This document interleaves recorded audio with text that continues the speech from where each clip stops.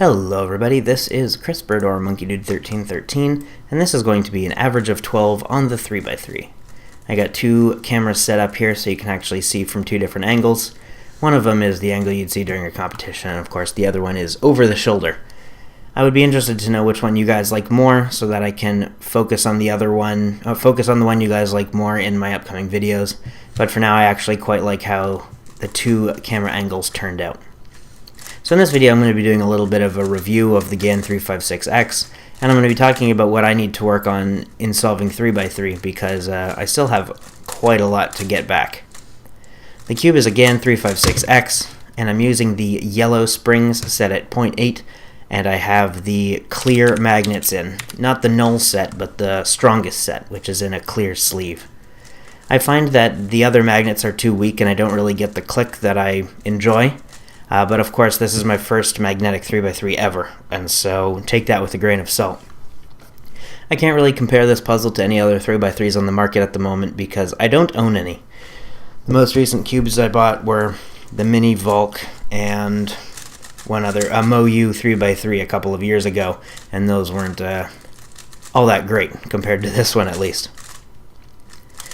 So this is a 3x3 average of 12. I averaged 17.29 in the end, and you'll see me holding up the timer showing the different times, but they're all in the description below along with the scrambles and any other information you may find of interest about the average.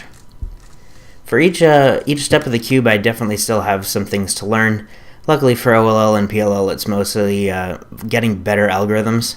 For PLL I do need to do a little bit better on my two-look recognition. Sometimes two-side recognition. Sometimes I will be looking around the cube or doing some U moves to try and figure out which case I have.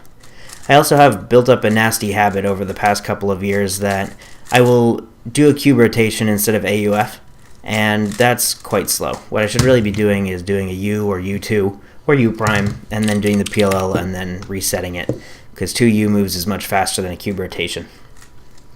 For OLL, I now remember all my cases. I relearned all 21, I think, of the ones that I've forgotten. My recognition time on a few of them is still a little bit low, and sometimes I'll forget which orientation I need to hold the cube in order to perform the algorithm, but for the most part I'd say my one-look OLL is pretty much back to where it used to be, which is quite nice. The biggest problem for me on 3x3 right now is the cross and F2L, which is where I think most people struggle. My cross, if I'm sitting there and looking at the cube for 30 seconds or so, I can figure out exactly how I want to do the cross.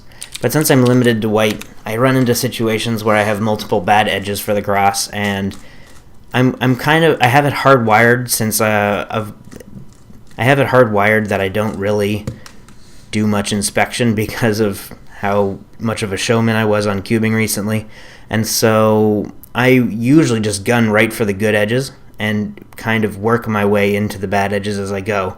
I do have some decent setups for them, like putting a bad edge over a good edge to try and make it a good edge, but in general, during my 15-second inspection time, I will either get lazy or I won't be able to figure it out fast enough before I need to start the timer, and I won't fully plan out my cross. The biggest problem with this is that I then am sabotaging my F2L look ahead, and then I end up just staring at the pieces I'm doing for F2L because I haven't been doing any look ahead recently. So I am getting back into that, trying to figure out, and I've been able to do a lot of slow solves, and my look ahead is very good on slow solves. Slow solves are maybe 1 or 2 turns per second, which of course is dismal, but hey, you gotta practice look ahead somehow, right? For cross color, I would really like to be color neutral, but for right now I really just want to get back into the swing of cubing.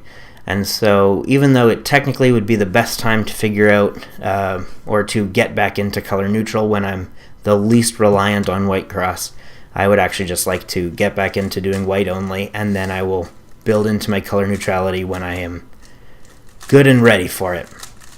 As you can see in some of these solves, my F2L has a lot of cube rotations. I find myself putting the slot that I need to solve in the front right very frequently, even when I don't need to. And part of that is because my look ahead isn't very good right now, and so when I look ahead, I don't find exactly the orientation of the pieces. And so what I'll do to give me more time to look ahead is I will rotate the cube so that the slot is in the front right.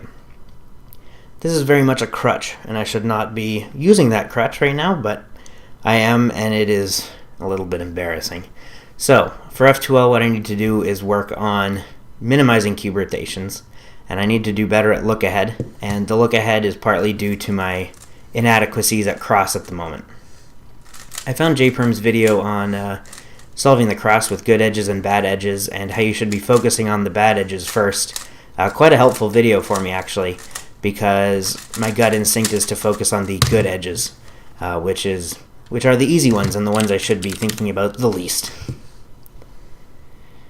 So that about sums up everything I need to do for the 3x3 right now.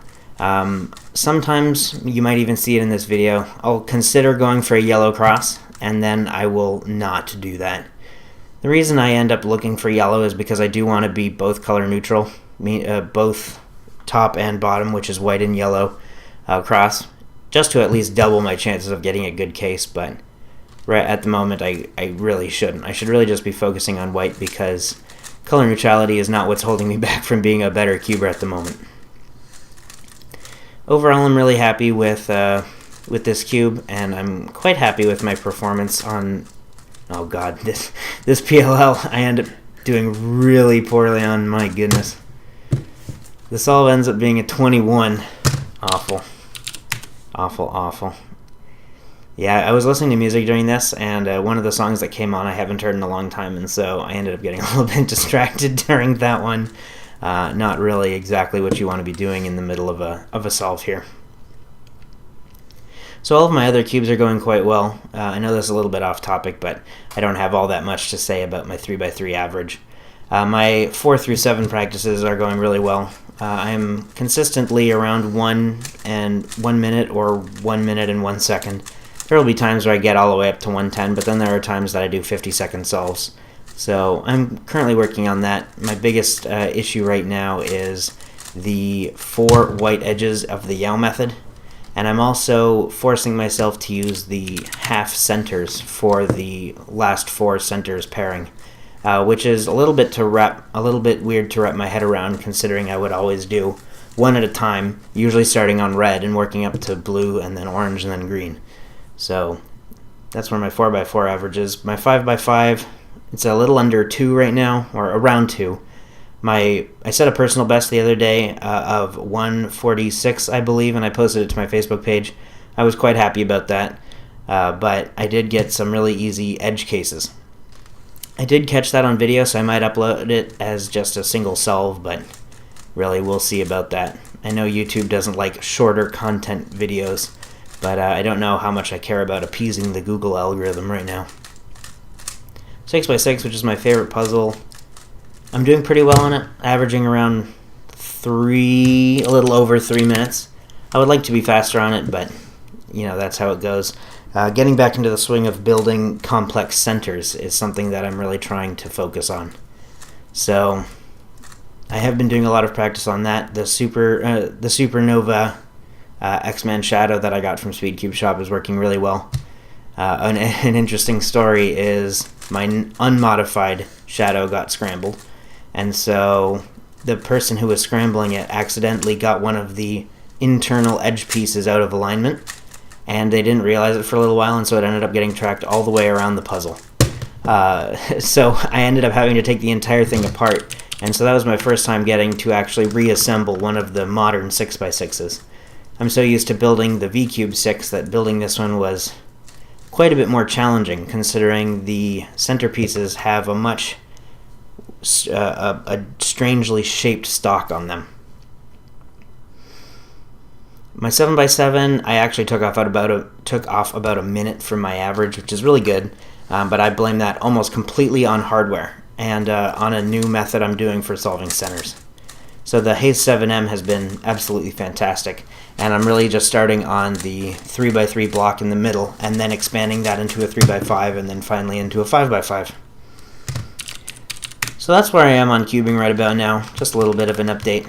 This average ended up being quite nice. I'm glad I finally got a good one on camera, and I will see you guys later.